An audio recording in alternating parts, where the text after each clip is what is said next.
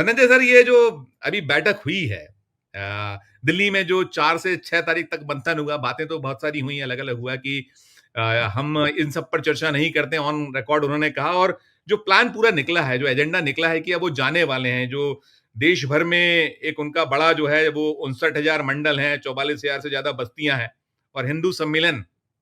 और अगर हम नेपथ्य में पीछे जाएँ तो उसमें वो ध्यान करिए कि कहा गया था भारतीय जनता पार्टी की ओर से कि अब संघ की हमें आवश्यकता नहीं है। और तमाम उसके बाद बहुत सारी बातें हुई, चीज़ें हुई और अब जो राष्ट्रीय अध्यक्ष का चाहे चुनाव हो या जो रिटायरमेंट प्लान हो, बहुत चीज़ें अलग-अलग निकल रही हैं। सब पर शुरुआती राय, शुरुआती प्रतिक्रिया धनंजय सर। देखिए, आरएसएस को लेकर के मेरी बहुत अच्छी राय नहीं है और उसकी वजह है कि आरएसएस समानता के खिलाफ है। आरएसएस आम आदमी की स्वतंत्रता के खिलाफ है। आरएसएस जो सामान्य जस्टिस होता है, सामान्य न्याय है, उसके खिलाफ है। आरएसएस धर्म के पाखंड की राजनीति करता है। आरएसएस तोड़-फोड़ की राजनीति करता है। और ये जो बैठे थे 3 महत्वपूर्ण, उसमें इश्यू था उनका कि 75 साल में रिटायर होना चाहिए कि नहीं होना चाहिए। नरेंद्र मोदी जी 75 साल में रिटायर हुए, कोई आया? 9 तारीख तक शायद मीटिंग थी, 6 से 9 अभी 1 दिन बाकी है। नहीं, कोई 6 से रिटायर नहीं हुआ। 8, 6 7 8 3 दिन था। 8 8 आज 4-5 तक। 4-5 6 माफ़ी चाहूँगा, 4 से 6 जुलाई तक, 4 से 6 जुलाई। जी। तो उसमें क्या आया वो कुछ पता नहीं चला। पता चला कि वो अध्यक्ष ढूंढ रहे हैं। राजनाथ सिंह ने मना कर दिया कि मैं अध्यक्ष नहीं बनूंगा, बहुत हो गया। देखिए, आरएसएस अभी उस मोड़ पे आके खड़ा हो गया है जहां खुद वो घिर गया है। और वो मंडल की बात करे, कमंडल की बात करे, किसी की बात करे, वो एक्सपोज हो गए हैं। और अभी जो पूरे देश में चल रहा है, महाराष्ट्र में ही अगर जोड़ लीजिए, बिहार में देख लीजिए, बिहार में चुनाव है, बिहार में क्या चल रहा है? वोट छीने जा रहे हैं। आरएसएस के लोगों को तो बहुत अच्छा लग रहा होगा कि हाँ भाई, सबको वोट देने का अधिकार क्यों होना चाहिए? अनपढ़ों को वोट देने का अधिकार नहीं होना चाहिए, दलितों को वोट देने का अधिकार नहीं होना चाहिए, आदिवासियों को नहीं होना चाहिए। वोट देने का अधिकार केवल अमीरों को होना चाहिए, केवल सवर्णों को होना चाहिए, वो कर सकते हैं। लेकिन बिहार में बड़ा भारी इसको लेकर के आक्रोश है, लोगों में भी आक्रोश है। आम मतलब पार्टियां तो छोड़ दीजिए। और बिहार में इसलिए किया कि उनकी मुसीबत है, बिहार आसान काम उनके नहीं है। अब महाराष्ट्र पे मैं थोड़ा हूँ, तो महाराष्ट्र में जो है वो जो भाषा थोपने वाली बात जो चल रही है, भाई क्यों थोप रहे हो? लेकिन वो तो थोप करके ही बड़े हुए ना, थोपते ही हैं। वो थोपते हैं, हिंदू राष्ट्र थोप देते हैं। वो थोप देते हैं कि भैया हम जैसे कह रहे हैं, ये लोग प्रधानमंत्री थोप दिया, ये लोग फलाना थोप दिया, ये लोग ढिमकाना थोप दिया, थोप देते हैं। अब महाराष्ट्र में अब निशिकांत दुबे ने जो बयान दिया है उसको लेकर के बाबेला मचा हुआ है। ठाणे में भारी भीड़ जमा है। मनसे के सब कार्यकर्ता निकल गए हैं।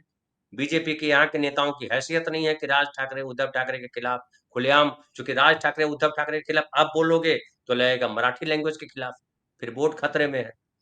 तो ये वोट खतरे में है। अब हिंदी भाषी वाले फिर भी बेवकूफ, उनको बहला ले जाते हो, फुसला ले जाते हो, लेकिन सबको बहलाना फुसलाना आसान नहीं है।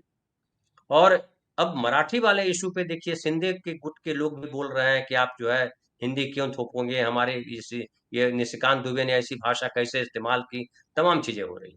और बीजेपी को अभी सूझ नहीं रहा किस तरीके का बयान दें, क्या करें। और नहीं, ये उसमें सब आरएसएस का किया भारतीय जा रहा भारतीय भारतीय जनता पार्टी के सांसद का भी बयान आया है। महाराष्ट्र के एक बीजेपी सांसद ने, यादव ने भी कहा है कि ऐसे कैसे कर दोगे, जो चल रहा है उस पे उनके भी बढ़ गए हैं वो लोग, ये कहीं उलझ गया है मामला। आप कह रहे हैं, सही कह रहे हैं, कंटिन्यू करिएगा आप। है। बिल्कुल। तो ये पूरा का पूरा, अब देखिए 11 साल शासन कर लिया, सब जगह कचरा कर दिया। कोई जगह नहीं जहाँ कीचड़ नहीं है। कोई हाईवे हो, मंदिर के बाहर की जगह हो, किसी गांव, किसी गली, किसी शहर की जगह हो, हर जगह कीचड़ है। अब कमल भले खिले ना खिले, लेकिन कीचड़ तो हर जगह कर दिया है, इसमें कोई दो राय नहीं। अभी देखिए, अभी मैं देख रहा था उत्तर प्रदेश का कि जो चीफ सेक्रेटरी हैं और डीजीपी हैं, दोनों ने बैठ के मीटिंग की और मीटिंग करके कहा कि ये जो कावड़िए के नाम पर जो ये तमाशा चल रहा है, ढाबा चेक कर रहे हैं, होटल चेक कर रहे हैं, ये बंद करें। ये फूड और ड्रग्स डिपार्टमेंट का काम है, ये बाकी किसी का काम नहीं है, कोई नहीं करेगा। क्यों कह रहे हैं? क्योंकि पूरे देश में जो माहौल बिगाड़ दिया है ना आरएसएस ने, अब उससे संभलने वाला दिखाई नहीं पड़ रहा। क्योंकि बहुत गालियां पड़ रही है हर जगह। लोग जो जमीन पे हैं उनको जवाब देना मुश्किल पड़ रहा है, यहाँ भी, महाराष्ट्र में भी, बिहार में भी। दिल्ली में देख लीजिए ना, जिस तरह से घर तोड़े गए, झोपड़े नहीं तोड़े गए, घर तोड़े गए लोगों के, जिस तरह के घर तोड़े गए, गरीबों को परेशान किया गया, वो तमाम चीजें कुल मिला के दिख रहा है कि ये कीचड़ कीचड़ कर दिया है।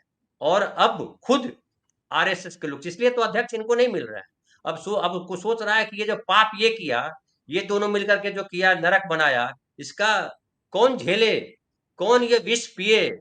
अभी आरएसएस में विष पीने वाले लोग ढूंढे जा रहे हैं, देखिए कौन मिलते हैं। बिल्कुल, बिल्कुल, सही कह रहे हैं कि विष पीने वाले कौन मिलते हैं। और आपने जो मराठी अस्मिता और साथ में जो हिंदी भाषी और जो चल रहा है पूरे का पूरा, उसमें गुजरात भी कहीं न कहीं आहत हो रहा है, पिटाई भी हो रही है लोगों की। मैं धनंजय भाई जो है, हम जिसके मूल विषय पर चर्चा कर रहे थे, छोटी-छोटी टिप्पणी, मेरा टाइम है 5 साढ़े 5 मिनट का टाइम है मेरा बचा हुआ है। तो जो बात होती है कि रिटायरमेंट प्लान और तमाम चीज़ें बार-बार हम लोग बात करते हैं, ज़िक्र करते हैं, संघ का ये सपना है, संघ का वो प्लान है। क्या देखा कैसे जाए? जो सारा कुछ निचोड़ यही है कि हम कुछ बाल भी बांका नहीं होगा, यही चलेगा और यही चलेगा, 29 भी और फिर 34 भी, सभी से। आपसे धनंजय। देखिए, एक हमारे साथी बता रहे थे कि वो जो वहाँ पे शिलापट लगाई गई सबसे ऊपर नाम जी हाँ, जी। प्रधानमंत्री का, वो तो शिष्टाचार है, इसलिए प्रधानमंत्री पद सबसे बड़ा है, भागवत जी बहुत छोटे हैं उसके सामने, तो रजिस्टर्ड संस्था भी नहीं, उसकी वजह से है। लेकिन सवाल उठता है कि वो जो सवाल उठा रहे हैं कि 75 साल में रिटायर हो जाना चाहिए, आरएसएस का ये चरित्र है क्या? तो आरएसएस के प्रचारकों का चरित्र कहाँ से आए? आरएसएस का चरित्र है श्रेष्ठ मैं। तो मोदी जी अगर श्रेष्ठ मैं कह रहे हैं, तो आरएसएस के भागवत जी को क्यों दिक्कत? श्रेष्ठ भागवत या श्रेष्ठ मोदी? तो जो ये सत्ता आई है, जो हमारे एक और साथी कह रहे थे कि 2014 में कहा कि अगर हम आ गए तो 50 साल जाने वाले नहीं है। किसकी वजह से आए? क्या आरएसएस की वजह से आए? आरएसएस तो 100 साल से है। 2014 के पहले 1925 में आरएसएस बना था। बड़े बड़े नेता, मोदी जी तो छोटे नेता थे, बड़े बड़े नेता सत्ता में आने के लिए कसरत कर रहे थे, कितना कसरत किया, तब जाके कैसे कैसे किसका कंधा इस्तेमाल किया, उसके बाद वहां पहुंचे। मोदी जी जैसा सूरवीर कहाँ पैदा हुआ? मोदी जी ने कैसे लाई सत्ता? क्या आरएसएस के तरीके से सत्ता लाई, या मोदी जी ने अडानी की तरफ से सत्ता लाई? ये तो सबसे बड़ा खेल है। तो अब सवाल उठता है कि धन ही जब सत्ता लेकर के आता है, धन ही सत्ता है या सत्ता ही धन है, तो फिर तो कौन धन छोड़ना चाहता है ना? तो मुझे लगता है कि मोदी जी को पटकनी देना अभी आसान नहीं है आरएसएस के लिए। अभी कसरत करेंगे, अभी कुछ उल्टा नाचेंगे, कुछ टेढ़ा नाचेंगे, और मोदी जी के बाद अमित शाह है, क्या वो दावेदारी छोड़ देंगे? दावेदारी छोड़ देंगे। और बिल्कुल, इसीलिए तो चाहते हैं कि थोड़े गुजरात का जो सिंडिकेट, गुजरात का जो कॉर्पोरेट पे असर है, उत्तर प्रदेश बड़े, वो जो पूरा समूह है, कारपोरेट कंपनियां जो सरकार बनाती है, उस पर किसका कब्जा है? ये सबसे बड़ा सवाल राइट। है। बहुत सही कह रहे हैं, बहुत